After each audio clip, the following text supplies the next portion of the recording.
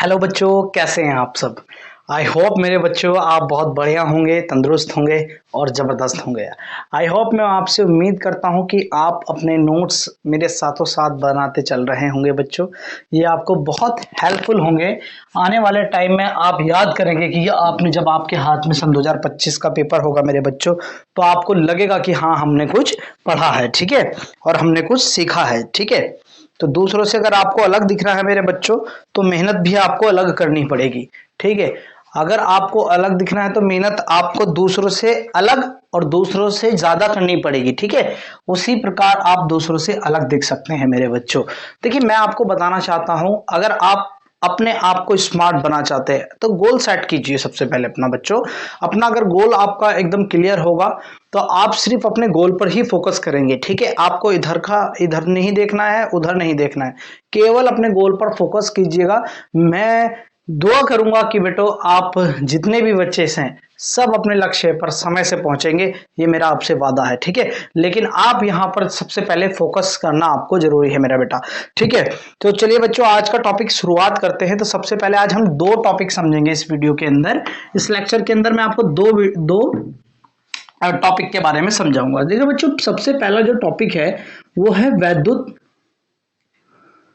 वैद्युत बोर्ड हिल रहा है आई थिंक, ठीक है।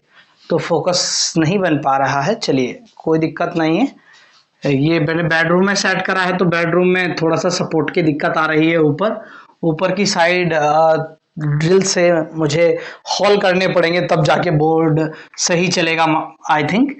चलिए कोई दिक्कत नहीं है बच्चों, आप टेंशन ना ले, ठीक है। वैद्युत द्विध्रुव, देखिए इस टॉपिक का जो मक्खन मैं आपको बना के दूंगा, उस मक्खन को आपको अपने दिमाग में रखना है मेरे बच्चों। वैद्युत द्विध्रुव को समझाने से पहले आज मैं दो टॉपिक समझाऊंगा आपको, वैद्युत द्विध्रुव और वैद्युत द्विध्रुव आघूर्ण। और दोनों का आपको क्या करना है, अपने दिमाग में बिठा लेना है और ऐसा हलवा बना के दूंगा मेरे बच्चों कि आपको स्वाद इसका बहुत मस्त लगेगा। और एक बार देखो, अगर समझ में आए तो बेटा कमेंट जरूर करेंगे, ठीक है। ये मेरा आपसे वादा है। आप एग्जाम्पल समझिए पहले बेटे। कोई आवेश यहां पर रखा हुआ है और एक आवेश यहां पर रखा हुआ है। आवेश ये भी 10 कूलाम का है और ये भी 10 कूलाम का है, ठीक है। बोलिए, आपको समझ में आई इतनी बात या नहीं आई, ठीक है। दो एक समान आवेश हो गए मेरे बच्चों, दो एक समान आवेश, ठीक है। परंतु विपरीत, ये प्लस का है और ये माइनस का है। देखिए, आपको मैं वैद्युत द्विध्रुव बता रहा हूं जिसके दो ध्रुव हैं, 1 और 2। शर्त क्या है कि एक प्लस का होना चाहिए और एक माइनस का होना चाहिए, ठीक है मेरे बच्चों। तो ये इसके क्या हो जाएंगे, 10 क्या है यहां पर, परिमाण है, मैग्नीट्यूड,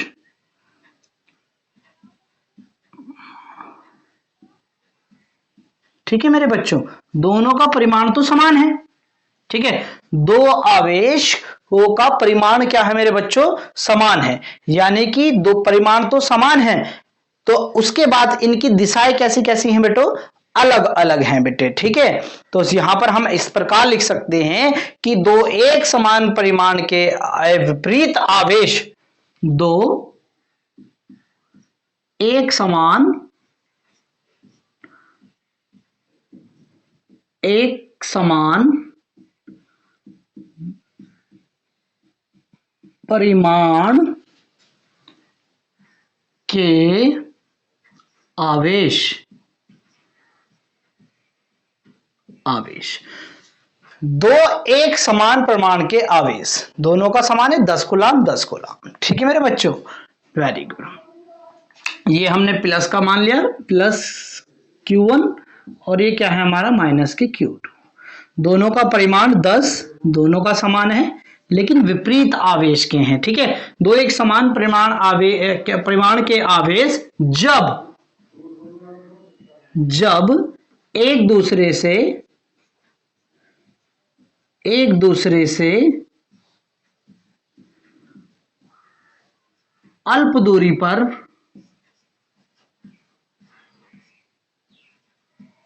रखे हों, किस पर रखे हो मेरे बच्चों, अल्प दूरी पर रखे हों या कुछ दूरी पर रखे हों मेरे बच्चे, ठीक है, तो उसे क्या कहते हैं, वैद्युत द्विध्रुव कहते हैं। तो उसे वैद्युत द्विध्रुव कहते हैं, वैद्युत द्विध्रुव कहते हैं।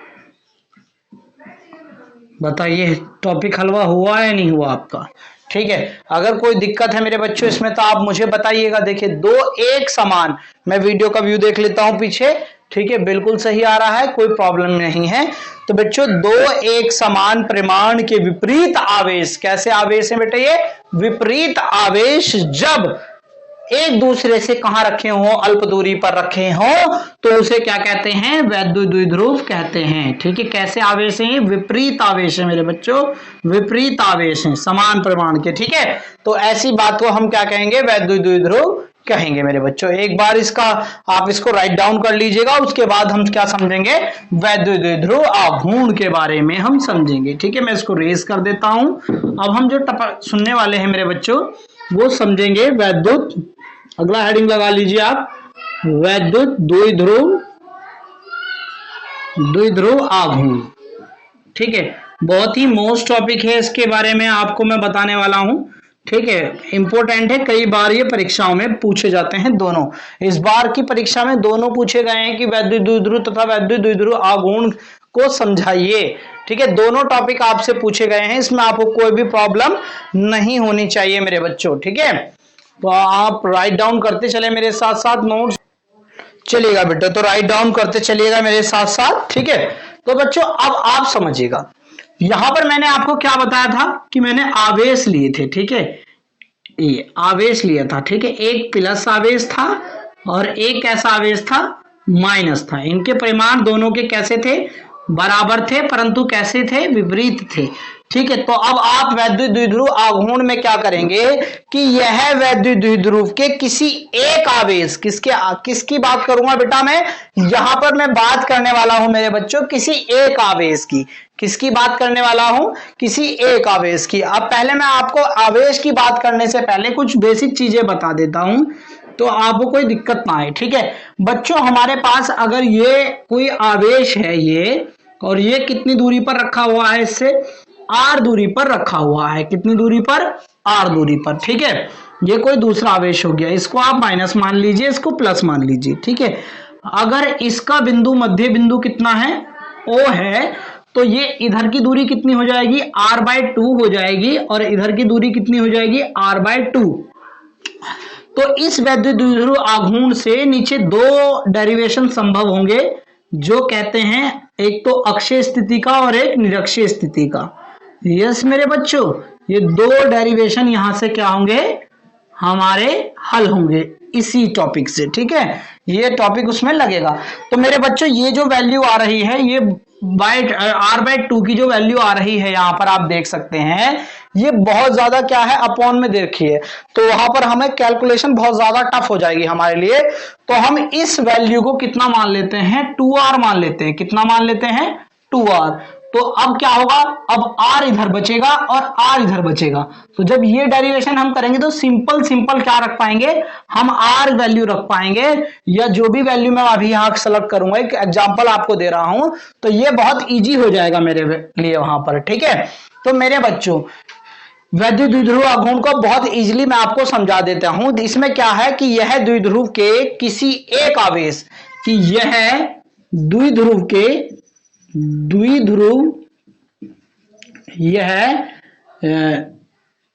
द्विध्रुव के किसी एक आवेश, आप या तो ये वाला ले लीजिए या ये वाला ले लीजिए, किसी एक आवेश, बोर्ड हिल रहा है मेरे बच्चों, इससे मुझे लगता है कि पीछे का जो व्यू है उसमें भी दिक्कत आ सकती है। मैं एक बार देख लेता हूं, ठीक है।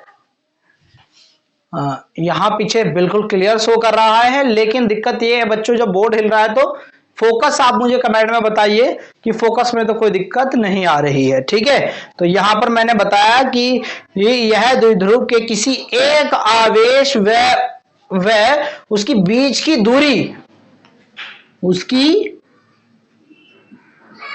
बीच की दूरी, बीच की दूरी, बीच की दूरी के गुणनफल,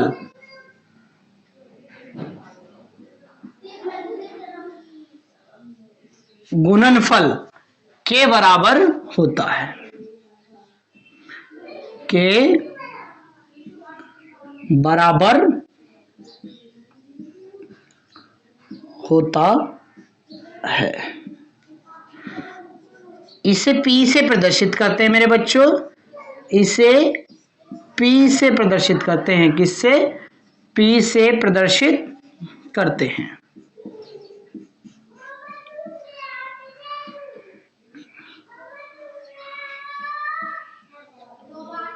ठीक है, यह है वैद्युत द्विध्रुव। कैसे लिख लीजिए यहां पर, यह है वैद्युत द्विध्रुव के किसी एक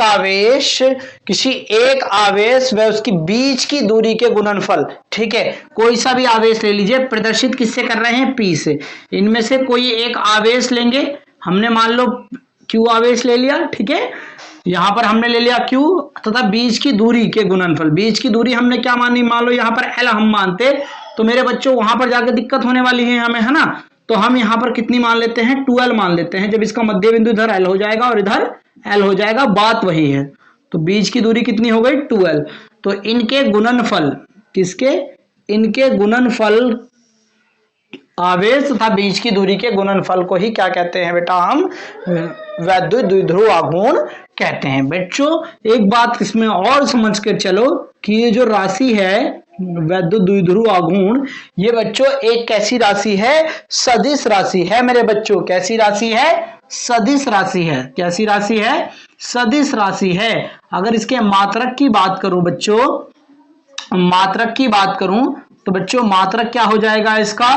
बताइए आप जल्दी मुझे कमेंट में। आवेश का मात्रक होता है कूलाम।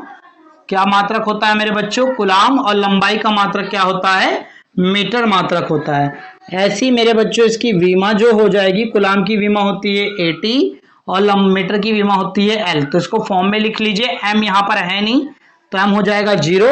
M के बाद लिखते हैं हम L, फिर लिखते हैं T, फिर आता है हमारा A। तो ये इसकी एक विमा हो जाएगी। अगर हमसे आपसे कोई पूछ ले कि वैद्युत द्विध्रुव आघूर्ण P की दिशा कहां से कहां कैसी होती है, तो बच्चों याद रखना इसकी दिशा जो होती है, इसकी दिशा जो होती है वो माइनस Q से प्लस Q की ओर होती है। किसकी ओर? प्लस Q से, सॉरी माइनस Q से प्लस Q की ओर होती है। तो ये था आज का टॉपिक हमारा बच्चों। पूर्ण रूप से आपको यहाँ पर डाउट आपके जो भी हैं वो क्लियर हो गए होंगे, आपको कोई डाउट नहीं रहा होगा। तो इस टॉपिक को भी साथ में राइट डाउन कर लीजिए मेरे बच्चों, ताकि आपका कोई भी डाउट यहाँ से ना रह जाए। धन्यवाद मेरे बच्चों। जय हिंद, जय भारत।